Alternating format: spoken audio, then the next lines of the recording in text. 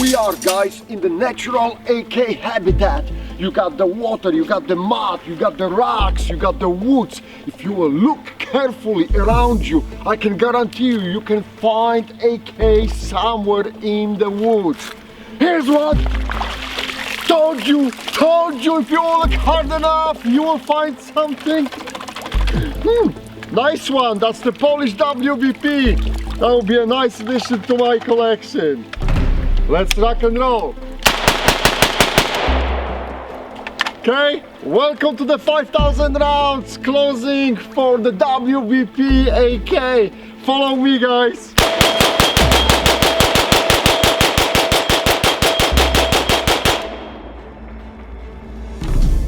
And Magic Unicorn Power stickers carried this rifle to the 5,000 rounds finish line. As you can see, rifle is in one piece. People of Poland are probably popping up extra vodka, celebrating. We are not out of the woods yet. Don't forget, we still have to run the gauge at the end of the video to check how's the head spacing feeling like. But in this episode, all we had to do was to go to the 500 rounds. So it was a really easy finish. We actually did a little bit more because sometimes when I'm doing the magazine dumps, I'm getting carried away. So rifle is well past 5,000 rounds. It turned out I had some problems adding the totals from the magazines, but that's fine. That's fine. It's still here. Funny enough, guys, during the rotation test, when I'm turning the rifle upside down on the sideways and shooting, we actually had the malfunction, and it was on the X-Tech magazine, and it was a failure to feed. If I remember this correctly, it was failure to feed to the chamber from the magazine. I try to expand then the rounds after clearing the malfunction from the magazine, and it worked out great. It's just that was a hiccup. I want to tell you that was the issue. Also, I did check already before the last 500 rounds barrel bore, and I will tell you that the condition of the crown is very acceptable. The rifling right past the chamber is still looking really sharp and nice. That's what you want to see on that barrel. The only point which I have seen kind of funky was around the gas port, and in that rear end closer towards the main body of the rifle. That opening was a little bit funky, but it is still good. I will take the updated pictures one more time, so you probably are seeing them. If you see something and you don't like it, or if I'll spot something on the screen, I'll post the comment. But I think that the barrel survived in a really nice condition. That FB Radom barrel is decent, and it performed as it should. We will go back to the accuracy shooting this summer, guys. You will see some special episode, and I will have the WBP in it, and we'll do it the right way. We'll put it on the paper and we'll see what's happening. I didn't want to half-ass it. We have at this point, only the steel targets set up, but you will see it on the paper, I promise you.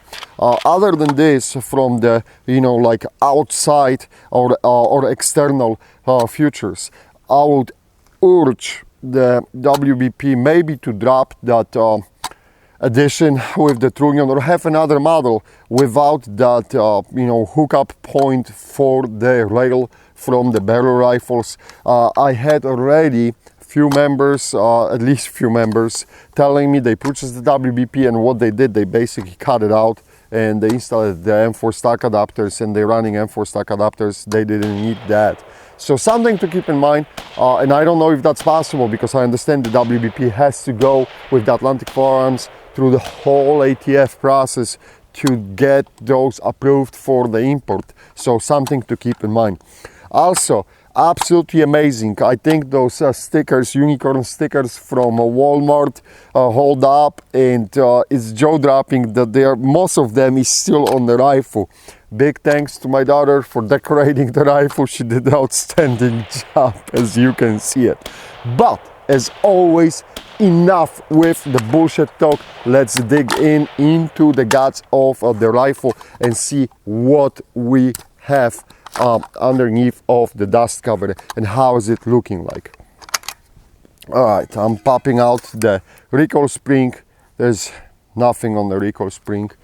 We'll start with the bolt. What the heck? As you can see, and I bitch about it already, I do not understand the logic behind powder coating the bolt. For me, if they will leave it as is without, right, like how it looks right now after 5,000 rounds without the finish, it's perfectly acceptable. Maybe there is some logic, maybe they're doing it to protect when the rifles are being shipped from Poland, and you know, maybe there's some sort of protect. I don't know. I do not know, but as I said, that powder coating it's just getting absolutely wiped out, and you're going to end up with the bare bones bolt, which is fine for me, acceptable. As I said, I do not understand why they were painting them in the first place.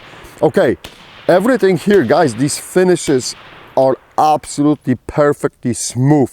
There is nothing folding over. There's absolutely nothing. This is how you want those to look like on the bolt. It's fantastic. This is, you know, textbook example of how you want to see the locking lugs on the bolt looking like. Extractor class still very strong extraction. Firing pin is looking good as well, and the rear end of the bolt, I'd say thumbs up. If you see something, don't like it, let me know. We'll address the issue. Let's look at the bolt carrier. So the bolt carrier, it took a beating. We're documenting it at the rear end. This the RAK Century Arms trigger hammer is absolutely harder than the rear end, but still, after 5,000 rounds, guys, not much of the deformation. There is a deformation, that's why we are noting it. It is here. This if you look at it from this angle, like I'm holding it right now, it is splashed. There's no question about it. But I don't think it's progressing. I think it stopped at some point. It's said that this is happening, but this is what happens when you marry the parts from one country with the parts from the other country, and they are not from the same factory. They do not watch for the hardness, what was the hardness level on this or what was the hardness level on that. So it is what it is. It is the deformation is present. It happened. Still, after 5,000 rounds, this is how it's looking like. You be the judge. There is nothing, absolutely no, I don't see anything jumping out of that cam channel. Everything here is looking good. The piston is still holding tightly, and the piston head is nicely rounded. There is no wax or you know, like scratches or anything. This is looking very good. All right, now of course the right side of the trunnion, and everything here is looking great. And that's what I said. If you look at the bolt and now you're looking at the trunnion, this is really nicely done. On the left side, as noted in the previous episodes, we had that initial chip when the bolt was jumping off from the rails and transitioning to the trunnion, but that was you know, that sorted out I think in the first 1,000 rounds, and then it didn't grow, it didn't change, it's just there. And chamber is looking great. I already talked about it. Everything here is looking good on this side. Trigger hammer, congratulations, it's harder than the rear end of the bolt carrier. And upside down, everything here on the trunnion is looking good as well. I have to see the rivets. Rivets are decent. There is nothing, there's no light coming through. Everything here is looking good.